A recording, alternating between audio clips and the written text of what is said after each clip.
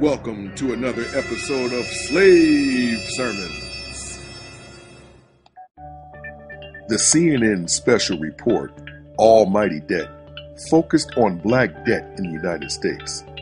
Ministers who contributed to the report attempted to educate blacks on issues of finance.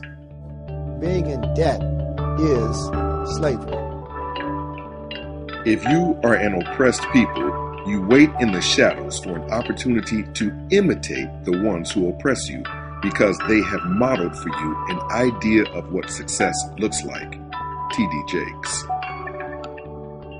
What is often overlooked as a form of debt is the spiritual debt induced by the religious tenets we uphold. Nowhere is the presence of imitating one's oppressor more apparent than in adopting the oppressor's beliefs.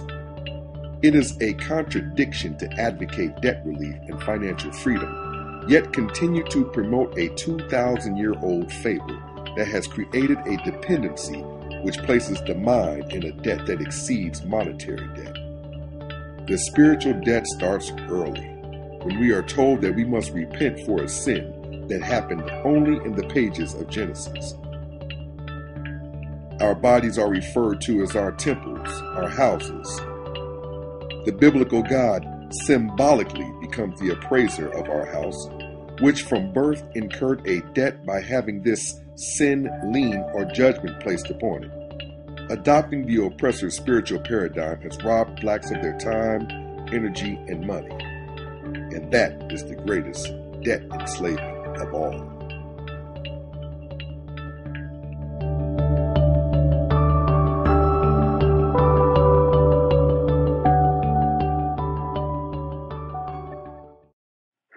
Tune in next time for another episode of Slave Sermons.